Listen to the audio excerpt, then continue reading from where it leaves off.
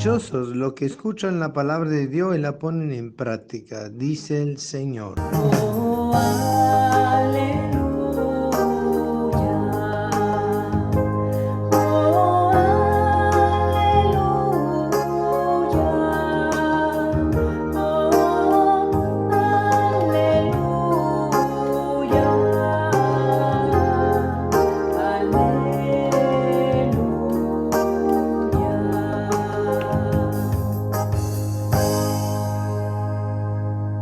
El Señor esté con ustedes y con tu espíritu. Lectura del Santo Evangelio según San Lucas. Gloria a ti, Señor. En aquel tiempo, mientras Jesús hablaba a la multitud, una mujer del pueblo gritando le dijo: Dichosa la mujer que te llevó en su seno y cuyos pechos te amamantaron. Pero Jesús le respondió: Dichosos todavía más los que escuchan la palabra de Dios y la ponen en práctica. Palabra del Señor. Gloria a ti, Señor Jesús.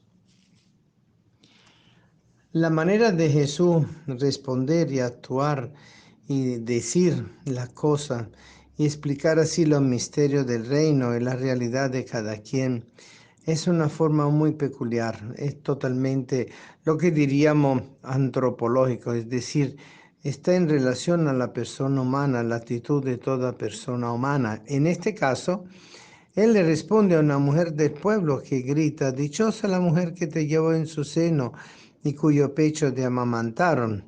Es una expresión muy interesante porque es la mujer del pueblo, es decir, una persona que no pertenece a la clase culta, que no pertenece a una clase privilegiada, sino que es una persona que tiene una actitud totalmente común a la mayoría de la gente de su época. Y ella inmediatamente, queriendo dar gloria a Dios por la persona de Jesús, lo hace a través de la persona de su madre, alabando la madre que pudo haber sido la de Jesús de Nazaret y que tuvo esa actitud como mujer y madre de llevar en su seno al hijo y que amamantara a su hijo con su pecho. Es decir, una cuestión realmente plenamente femenina, antropológicamente femenina. Y Jesús entonces transforma esa expresión tan popular y tan sencilla en una expresión profunda. Jesús le responde: dichoso todavía más los que escuchan la palabra de Dios y la ponen en práctica. Es decir, no es que mi madre es menos dichosa por ser mi madre, sino que ella es más aún dichosa porque ella ha escuchado la palabra de Dios, que es el Hijo del Padre, y que ha sido encarnado en su seno. Una actitud de profunda escucha, una actitud de profunda interiorización que pasa a través de la realidad de la persona humana a la realidad de la persona tocada por Dios, que entonces vive su propia trascendencia. Porque la característica antropológica más profunda del ser humano es la trascendencia. Es decir, el hombre aprende a trascender de sí mismo, el hombre aprende a ver el horizonte, el hombre aprende a ver el fondo del mar, el hombre aprende a ver en la mirada, en los ojos del otro, buscando lo hondo del otro. El hombre aprende a ir más allá de lo visible, no para alcanzar lo invisible, sino la transparencia de lo invisible, que le permite entonces agarrar ese reflejo traslúcido del brillo de la presencia de Dios en la otra persona. Ese es el método que Jesús enseña a su propia gente, a los que lo escuchaba, a los que lo seguía, que era gente del pueblo y que profundamente podían ir descubriendo el sentido religioso profundo de la revelación a través de los acontecimientos ordinarios, a través de la cotidianidad de la persona humana. ¿Qué más cotidiano que una mujer que teniendo hijo en su seno después lo amamante? Qué más bello y sencillo y natural, expresión de la misma creación de Dios en la cual Dios se recrea. Y se recrea porque encuentra justamente en esa maternidad de María la presencia de sí mismo como Dios que quiere encarnarse en el seno de su madre y que al mismo tiempo se realiza a sí mismo como hijo, y todo por obra y gracia del Espíritu Santo. Entonces, cuando hablamos de esta forma del ser humano, de la persona, nosotros podemos descubrir todo un discurso que va desde la persona hacia la persona, pasando por la persona del Padre en el Hijo y del Espíritu Santo. Es decir, que Dios es un Dios personificante, tanto cuando nos crea como criatura, como cuando nos redime y nos transforma por obra y gracia del Espíritu Santo en criaturas nuevas. Y por eso la mayor dicha de María es la escucha de la palabra, porque ella escuchando la palabra escucha a su propio Hijo.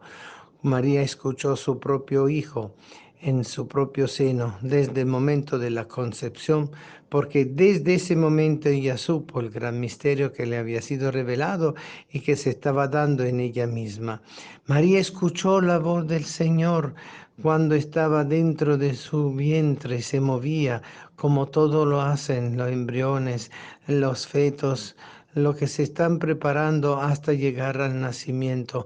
María escuchó la voz de la palabra del Padre cuando empezó a hacer su primer llanto, su primera sonrisa, su primer balbuceo, sus primeras palabras.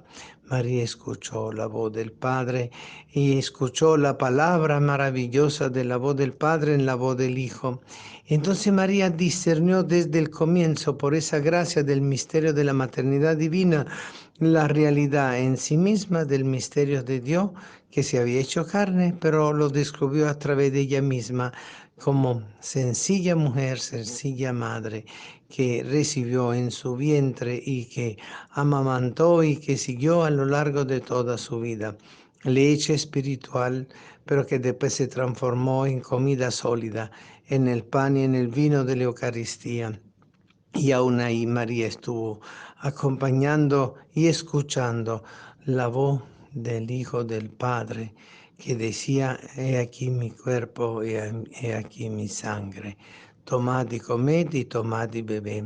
Y también María escuchó las 7 palabras de Jesús en la cruz y María escuchó cuando Jesús resucitado se dirige a los apóstoles en el cenáculo, porque ella estaba seguramente allí presente, cuando Jesús le invita a no tener miedo, a palparle, a tocarle, porque pudieran verdaderamente creer que él estaba vivo y resucitado. María escuchó la voz del Hijo cuando desde lo alto se fue despidiendo y desde lo alto prometió que volvería. María sigue escuchando la voz del Hijo porque una vez glorificada en el cielo, ella está siempre en presencia del misterio del Padre en el Hijo, por el mismo Espíritu, como primicia de toda la iglesia, no solo naciente, sino también de la iglesia glorificada y glorificante. Misterio de la escucha que ella mantiene y que nos permite a nosotros a través de la escucha de ella aprender a escuchar como ella escuchó la voz de Dios en el Hijo, que es la palabra del Padre.